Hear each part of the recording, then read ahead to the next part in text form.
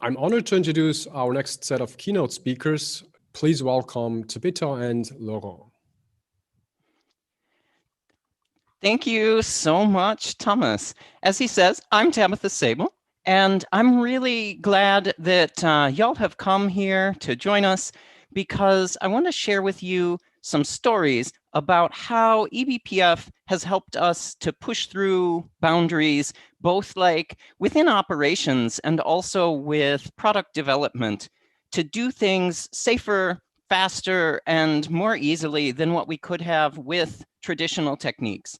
So I'm hoping that these will be kind of interesting stories, but also that they can encourage you to do the same things, either to be able to take normal open source software and run things at bigger and more interesting scales than you could have, or to extend your own products to have new and interesting features. Hello, everyone.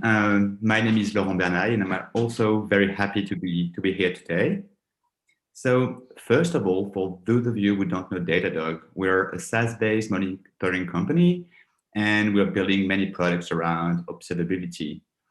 And both Tabitha and I work in the infrastructure team responsible for powering this SaaS product. And to give you an idea, we run tens of thousands of hosts and manage dozens of Kubernetes clusters, some of them pretty big. We also run on multiple clouds, which makes things even more challenging. So I'm going to talk about how we use eBPF in our infrastructure today.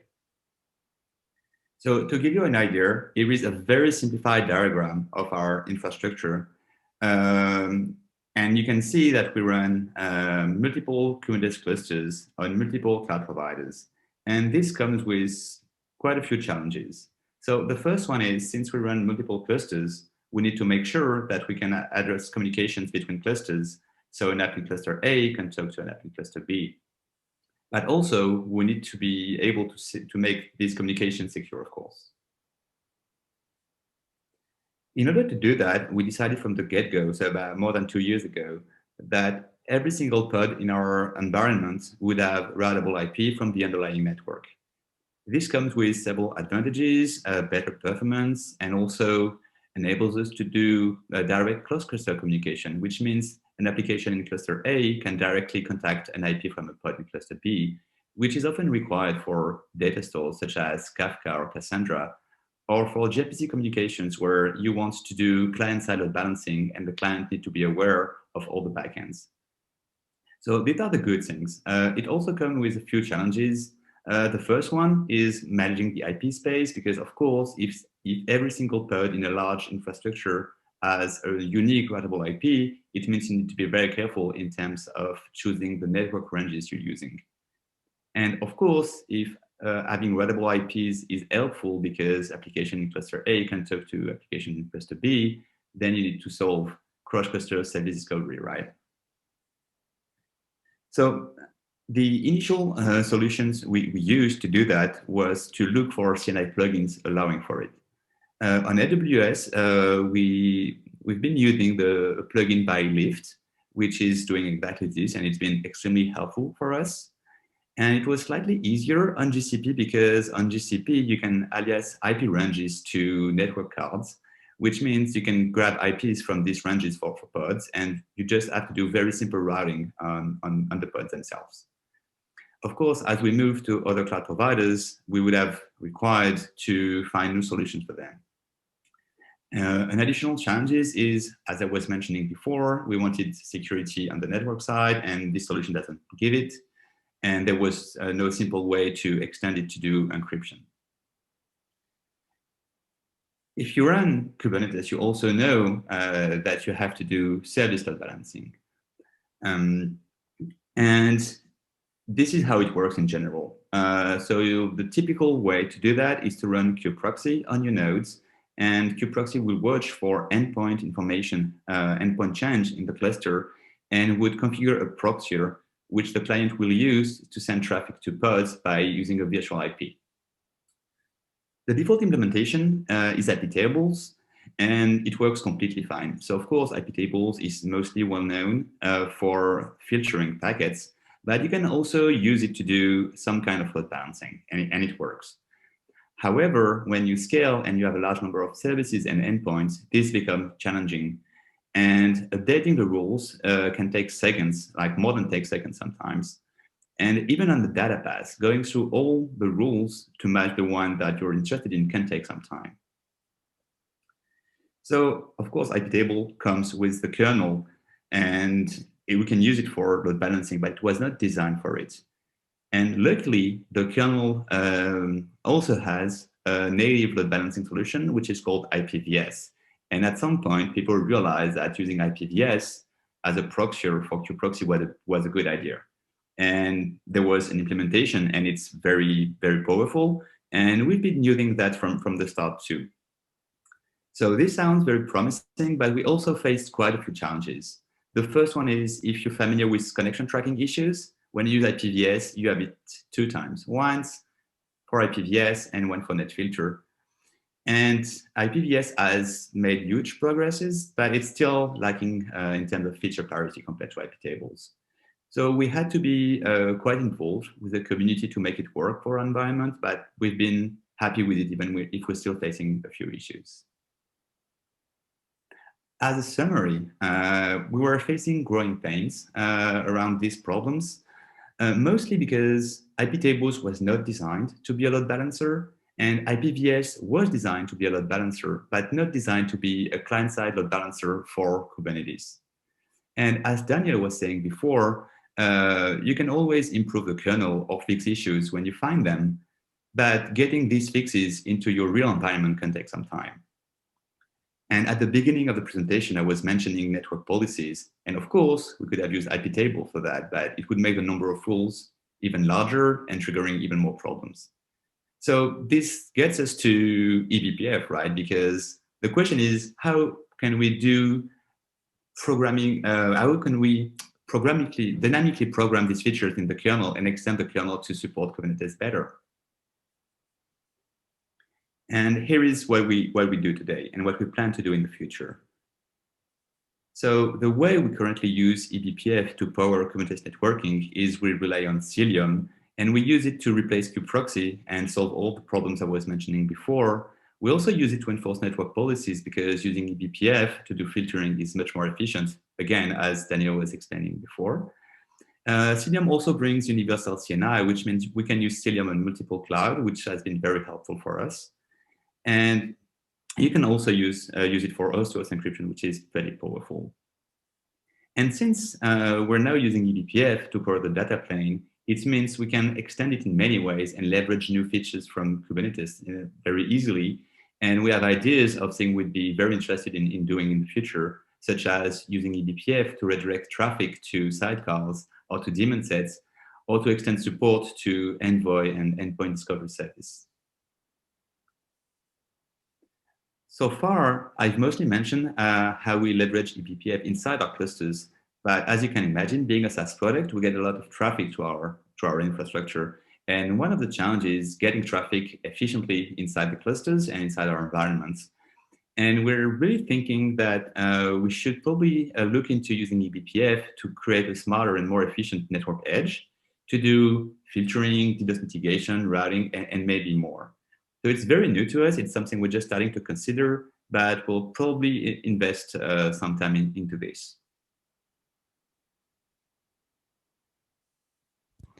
Like Laurent shared some of the learnings and growth that we've had in infrastructure and how eBPF has had new ways of us being able to break through problems.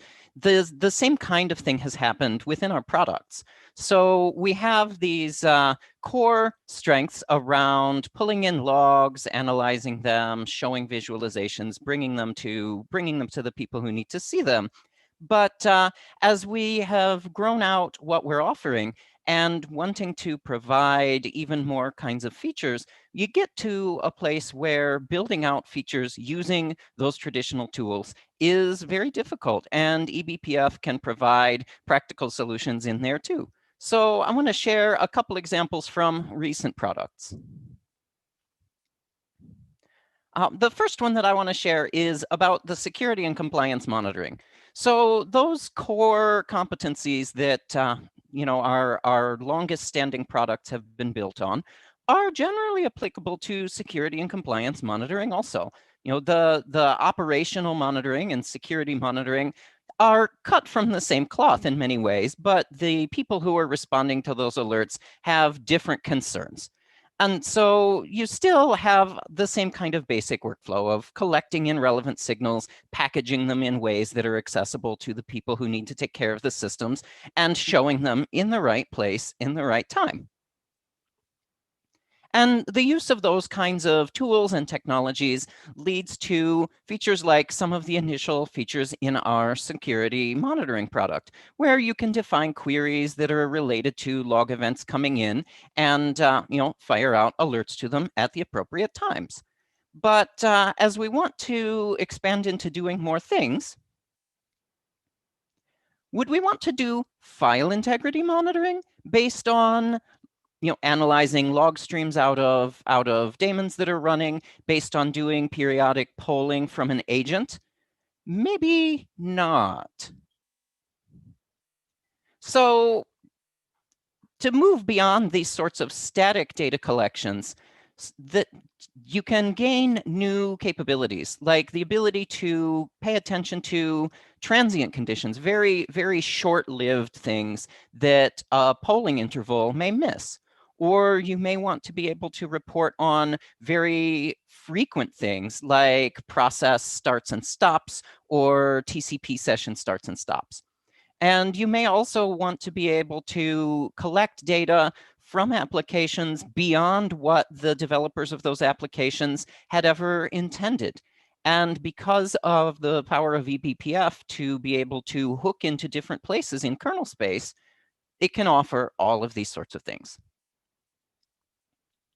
Of course, there's other technological solutions that could solve some of these problems. For example, we could have instead written kernel modules. But of course, shipping kernel modules is fraught. You have concerns with the user experience of installing kernel modules. Do you have to ship source code and ask users to compile them?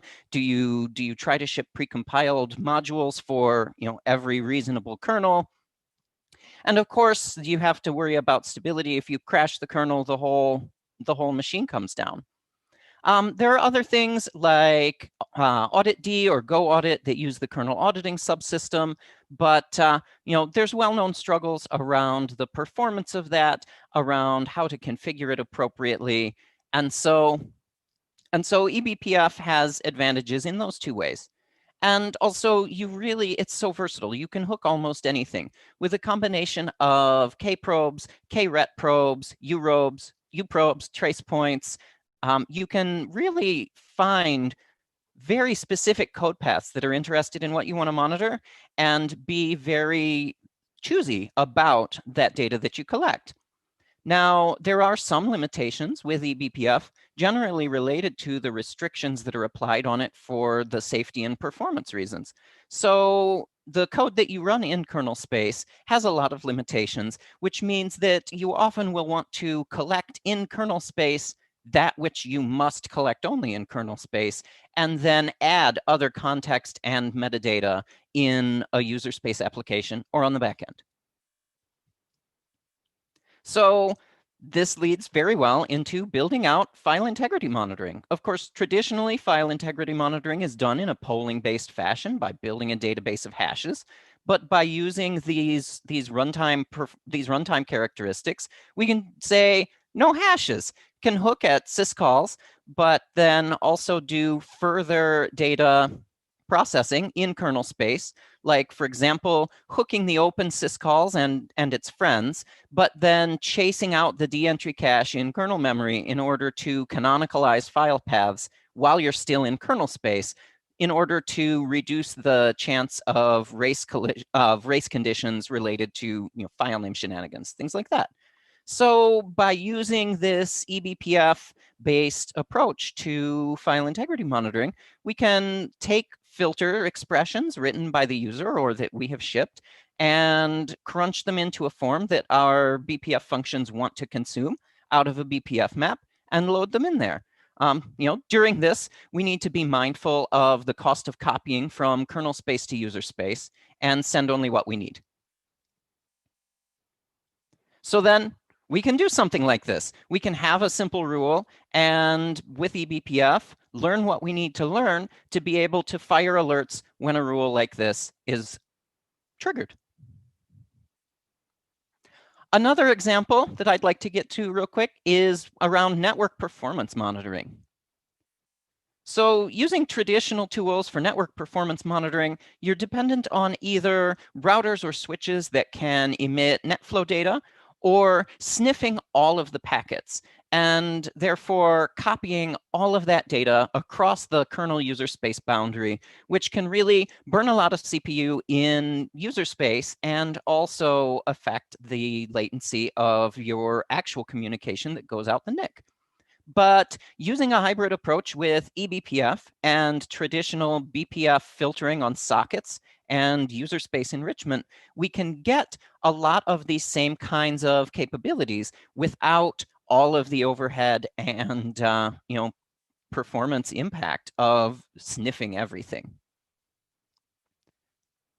So then we can combine that together by using eBPF to pull very broad data about all network activity on a host, then very fine-grained traditional BPF filters on a packet socket in order to grab particular packets, like in this DNS example, DNS packets for further processing in user space, combine it with tags and other information that the backend knows, and show it into a useful UI.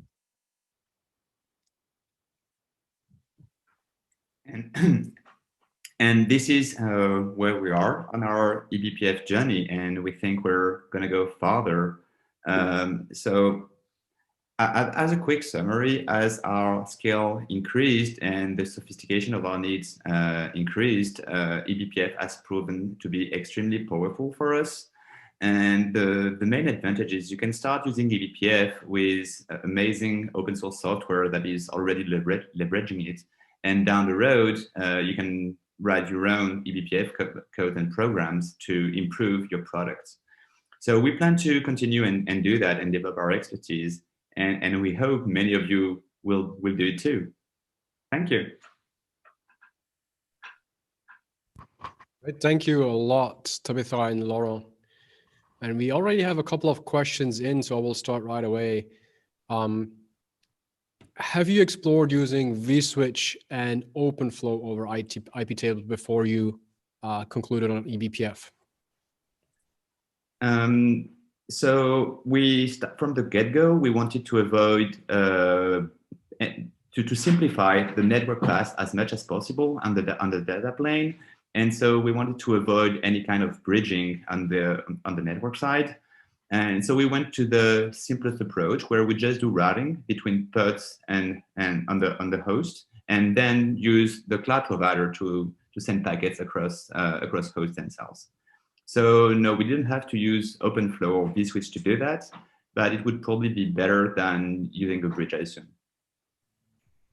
And then next question is on the security side. Do you use LSM programs for security and compliance monitoring? And do you also do active mitigation?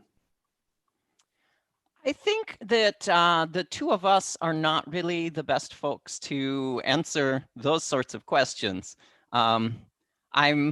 I'm aware of some things that I'm helping with, but I'm going to have to defer to product people. Okay. And then Liz is asking, is your file integrity monitoring published, or is there a standard solution, a standard eBPF solution for this? It is published. It's live in the product, and all of the code. Of course, if you are a Datadog customer, you have to run, the Datadog agent in order to ship all of the various things into the product. And all of the code that we ever ask customers to run on their own infrastructure is open source. And so it's on GitHub in the Datadog agent repo. So yeah, it's there. I'm not telling any secrets today. And then last question we have time for.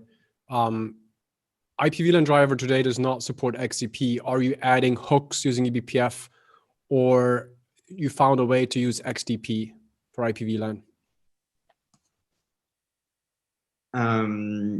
So we use IPv-LAN with the Lift Cna plugin I was mentioning before.